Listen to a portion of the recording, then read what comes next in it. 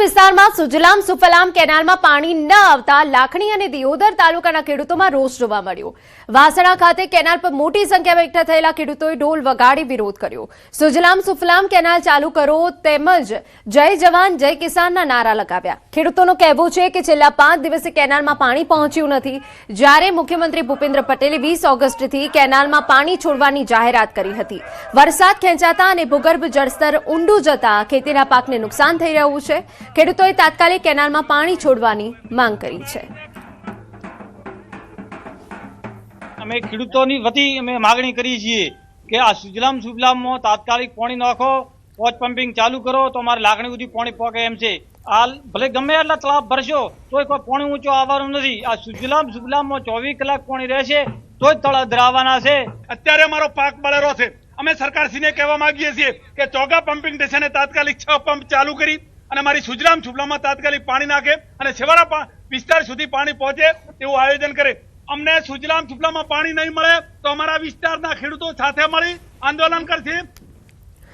સમાચારમાં આગળ વધીએ તો ડુંગળીના ભાવમાં ધરખમ ઉછાળો। 1 મહિના પહેલા ₹25 પ્રતિ કિલો મળતી ડુંગળી હવે 65 પ્રતિ કિલો થઈ ગઈ। મહારાષ્ટ્રમાં ભારે વરસાદના કારણે ડુંગળીના પાકને નુકસાન, ડુંગળીની આવકમાં થયો મોટો ઘટાડો। 1 મણના ભાવ 500 થી 600 થી વધીને 800-1000 સુધી પહોંચ્યા। ભાવ વધતા ગૃહિણીઓના ઘરેલું બજેટ પર સીધી અસર પડી છે। ડુંગળીની સાથે અન્ય શાકભાજી પણ મોંઘી થતા સામાન્ય પરિવારના રસોડાનું બજેટ ખોરવાયું છે। જો 20 કિલોના ભાવનો વધારાની વાત કરીએ તો ડુંગળી જે 500-600 હતી તે વધીને 800-1000 થઈ। ફ્લાવર જે 400-600 રૂપિયા હતું તે વધીને 700-800 રૂપિયા થઈ ગયું। લીંબુ જે 600-700 રૂપિયા વેચાતો હતો 20 કિલોનો ભાવ જે વધીને 900-1200 થયું। ગવારની વાત કરીએ તો 800-900 હતું જે વધીને 1400 થી 1500 થઈ ગયું। ચોળીની વાત કરીએ તો 700-900 રૂપિયા કિલો વેચાતી એટલે કે 20 કિલોનો ભાવ જે વધીને 1200-1800 થઈ ગયો। એ સિવાય અન્ય જો વાત કરવામાં આવે તો તુવેર સિંગનો ભાવ 1500-1800 થી વધીને 22,000-2500 થઈ ગયું છે। અને રીંગણની વાત કરીએ તો જે 20 કિલોનો ભાવ 500-700 હતો તે વધીને 1000-1200 થઈ ગયું છે।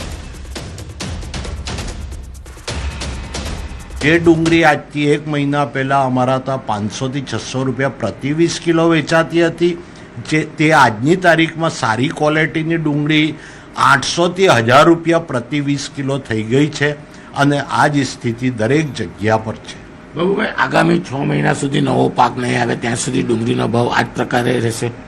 એવું પહેલાં તો શક્ય નહીં બનશે। આપણે આશા રાખીએ કે આવું નહીં થાય અને આ ડુંગળીનો પાક જે આપણને 2-3 મહિનામાં નવું મળી જાય અને જો આવું જો કદાચ કુદરત રૂઠે તો આપણા પાસે અત્યારે ડુંગળીનો ખરેખર વેપારીઓ અને ખેડૂતોની જે ચોલમાં સ્ટોક હોય છે એ થોડીક પ્રમાણમાં માત્રામાં ઓછું છે।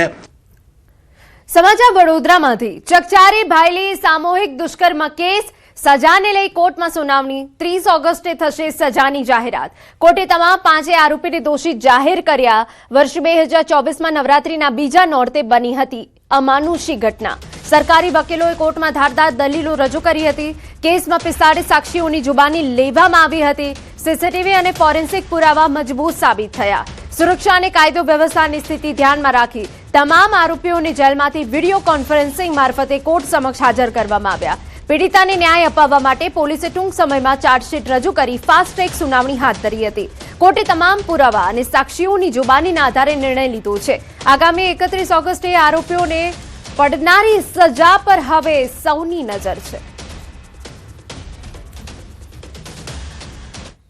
આજે અમે નામદાર કોર્ટ સમક્ષ આ તમામ આરોપીઓને મેક્સિમમ પનિશમેન્ટ થાય તેવી દલીલો રજૂ કરી છે। જેલ જાપ્તાથી આરોપીઓને નામદાર કોર્ટ સમક્ષ હાજર રાખવામાં આવેલા હતા। સમાચારમાં વાત હવે જામનગરની કરીએ તો સ્કોલરશિપ મુદ્દે એબીવીપીનું વિરોધ પ્રદર્શન। વિદ્યાર્થીઓને સ્કોલરશિપ નહીં મળતા એબીવીપીનો વિરોધ। એબીવીપી દ્વારા ડીકેવી સર્કલ ખાતે વિરોધ પ્રદર્શન। સ્કોલરશિપની રકમ વહેલી તકે ચૂકવવા માંગ કરાઈ।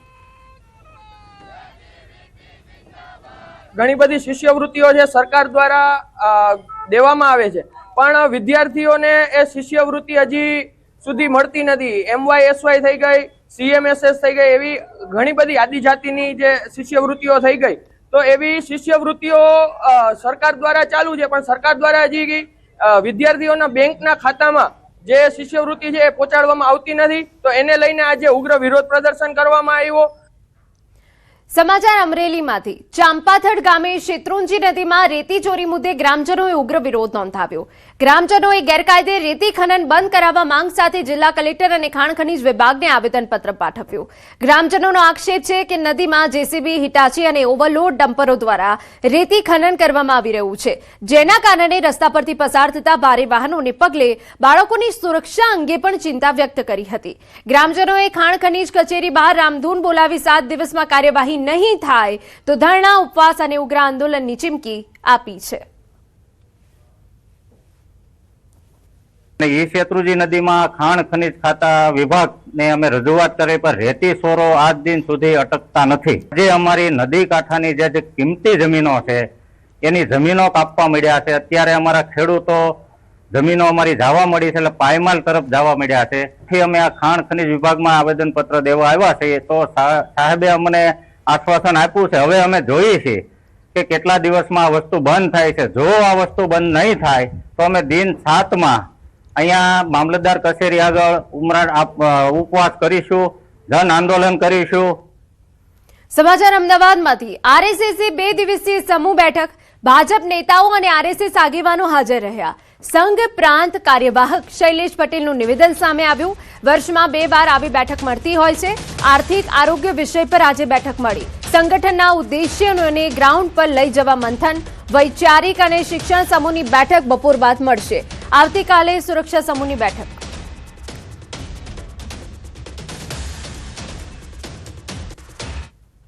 અમદાવાદના મણિનગર ખાતે આવેલા આરએસએસ હેડક્વાર્ટર ખાતે આજે બેઠક જે છે તે યોજાઈ હતી. આજથી આ બેઠકની શરૂઆત થઈ હતી. આવતીકાલ સુધી આ બેઠક જે છે તે યોજાવાની છે અને આ બેઠક એટલે કે સમૂહની બેઠક જે છે તે યોજાઈ હતી, જેમાં આરએસએસ સંઘની ભગીની સંસ્થાઓ સહિતના જે હોદ્દેદારો ઉપસ્થિત રહ્યા હતા. ભગીની સંસ્થાની વાત કરીએ તો તેમાં વિવિધ જે ભગીની સંસ્થાઓ જે છે એટલે કે સ્વદેશી જાગરણ મંચ, ભારત વિકાસ પરિષદ, કિસાન સંઘ, વિશ્વ હિન્દુ પરિષદ સહિતની જે ભગીની સંસ્થાઓ જે છે તેને લઈને આ મહત્વની બેઠક જે છે તે યોજાઈ હતી. તેમાં ગુજરાત સરકારના વિવિધ મંત્રીઓની પણ ઉપસ્થિતિ હતી અને તેની વચ્ચે આ સમૂહ બેઠક જે છે તે યોજાઈ હતી. બેઠકમાં મુખ્યત્વે આજથી અને આવતીકાલ એમ 3 જેટલી બેઠકો જે છે તે યોજાવાની છે અને 3 બેઠકોની અંદર 6 જેટલા વિવિધ મુદ્દાઓ અંતર્ગત આરએસએસની જે બેઠક અંતર્ગતની ચર્ચા જે છે તે થવાની છે. એટલે કે આજની જે બેઠકની વાત કરીએ તો વૈચારિક અને શિક્ષણ સમૂહ સંઘની બેઠક જે છે તે થોડી જ વાર પછી મળશે. જ્યારે અત્યારે જે બેઠક જે છે તે યોજાઈ હતી તેમાં આર્થિક અને સેવા સમૂહ સહિતના મુદ્દાઓ જે છે તેને અંતર્ગત ચર્ચા થઈ હતી. જો કે આવતીકાલે જે બેઠક મળવાની છે તે સુરક્ષા સમૂહની બેઠક જે છે તે યોજાવાની છે. આ બેઠક અંતર્ગત ભગીની સંસ્થાઓ સહિતના કાર્યકર્તાઓ જે છે તેમને વિસ્તૃત રીતે માર્ગદર્શન જે છે તે આપવામાં આવ્યું હતું. બેઠકનો ઉદ્દેશ્ય એટલો જ હતો કે કાર્યકર્તાને મળવાનું, સંગઠનના ઉદ્દેશ્યને અનુરૂપ ગ્રાઉન્ડ ઉપર લઈ જવાનું. આ તમામ મુદ્દાઓ અંતર્ગતની આ બેઠકની અંદર ચર્ચા થઈ હતી. આ બેઠકની વાત કરીએ તો આ વર્ષમાં 2 વાર આ પ્રકારની બેઠક મળતી હોય છે, પરંતુ આ વર્ષની શરૂઆત થયા બાદ એક પણ વખત બેઠક જે છે તે યોજાઈ નથી. એટલે વિધિવત રીતે આ બેઠક જે છે તે યોજાય છે. મહત્વનું એ છે કે આરએસએસ દ્વારા આ પ્રકારની વિવિધ બેઠકો જે છે તે યોજાતી હોય છે, સમન્વય બેઠક યોજાતી હોય છે, પરંતુ અત્યારે હાલ તો આ જે બેઠક મળી છે તે સમૂહ બેઠક જે છે તે યોજાઈ હતી અને સમૂહ બેઠકની અંદર 6 જેટલા વિષયોની ચર્ચા જે છે તે કરવામાં આવી છે અને આ બેઠક આજે અને આવતીકાલે 2 દિવસ સુધી યોજાવાની છે અને તેમાં આરએસએસ સહિત જે ભગીની સંસ્થાઓ જે છે, સરકાર જે છે તેમની સાથે તાલમેલ સહિતના મુદ્દાઓ અંતર્ગતનું મંથન થશે અને આ મંથનને ગ્રાઉન્ડ ઉપર ઉતારવાની વાત જે છે તે કરવામાં આવી હતી. નિલેશ સોસા સાથે ગૌતમ શ્રીમાળી, ન્યૂઝ 18 ગુજરાતી, અમદાવાદ. દર વર્ષે પ્રતિ વર્ષ અમે વર્ષમાં 2 વાર બેઠક કરીએ છીએ. એમાંની આજે સમૂહ બેઠક હતી. આજે આર્થિક અને સેવા સમૂહ એવા 2 સમૂહની બેઠક 2 સત્રની હતી. સમૂહના વિષય ઉપર રૂટીન ચર્ચા થતી હોય છે, કોઈ વિશેષ એજન્ડા હોય છે એવું હોતું નથી. બપોર પછી અન્ય 2 સમૂહની વૈચારિક અને શિક્ષા સમૂહની બેઠક બપોર પછી છે. આવતીકાલે આ જ પ્રકારે બાકીના 2 સમૂહની બેઠક છે. સમાચાર સુરતમાંથી. બીઆરટીએસ બસે બેદરકારીનો આક્ષેપ થયો. બસમાં ચડતી વખતે યુવક નીચે પટકાયો. બસનું ટાયર પગ પર ફરી વળતા ગંભીર ઈજા થઈ. 4 દિવસની સારવાર બાદ યુવકનું મોત થયું. અકસ્માતની સમગ્ર ઘટના સીસીટીવીમાં કેદ થઈ. બીઆરટીએસ બસમાં મુસાફરોની સલામતીને લઈને હવે સવાલો ઊભા થયા છે. તો 4 દિવસની સારવાર બાદ યુવકનું મોત થયું હોવાની વિગત છે. અકસ્માતની સમગ્ર ઘટના સીસીટીવીમાં કેદ થઈ હતી અને હવે બીઆરટીએસ બસમાં મુસાફરોની સલામતીને લઈને સવાલો ઊભા થયા છે. સમાચારમાં આગળ વધીએ. સમાચાર દ્વારકામાંથી. હાઈવે પર ટ્રિપલ અકસ્માતની ઘટના બની. ખંભાળિયા પોરબંદર હાઈવે પર અકસ્માત. ઠાકરશેડી ગામ નજીક એક સાથે 3 કાર અથડાઈ. ઠાકરશેડી ગામના બસ સ્ટેન્ડ સામે હાઈવે પર અકસ્માત સર્જાયો. સ્પીડ બ્રેકરના કારણે આગળ જઈ રહેલી કાર ચાલકે અચાનક બ્રેક મારતા પાછળની 2 કાર અથડાઈ. અકસ્માતમાં 5 થી વધુ લોકોની ઈજાઓ પહોંચી. ઈજાગ્રસ્તોને 108 એમ્બ્યુલન્સ મારફતે ખંભાળિયાની હોસ્પિટલમાં ખસેડાયા. અકસ્માત બાદ ઘટના સ્થળે લોકોના ટોળે ટોળા ઉમટી પડ્યા.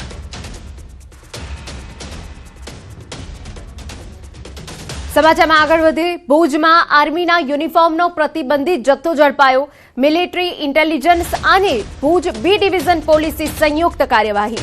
ઢાકા આર્મી જનરલ સ્ટોર અને રાઘવ આર્મી એન્ડ સ્પોર્ટ સ્ટોરમાં દરોડા. આર્મીના પ્રતિબંધિત કોમ્બેક્ટ યુનિફોર્મનો જથ્થો ઝડપાયો. આશરે 128 મીટર કોમ્બેક્ટ ફેબ્રિક જપ્ત થયું. 50 જોડી કોમ્બેક્ટ ડ્રેસ અને 280 કેપ તથા 36 કોટ જેકેટ જપ્ત થયા. પોલીસે દુકાન માલિક સહિત 3 લોકોની ધરપકડ કરી છે. આર્મીના પ્રતિબંધિત ગણવેશનો ગેરકાયદેસર સંગ્રહ ગંભીર બાબત છે. સરહદી જિલ્લો હોવાથી સુરક્ષાની દ્રષ્ટિએ આ ગંભીર બાબત છે.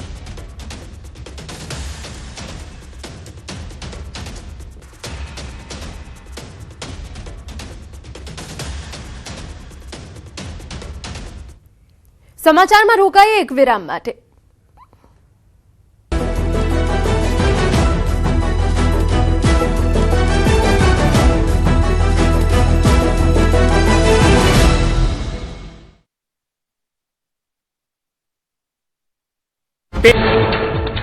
ઇટાલીમાં ખતરનાક વાવાઝોડાએ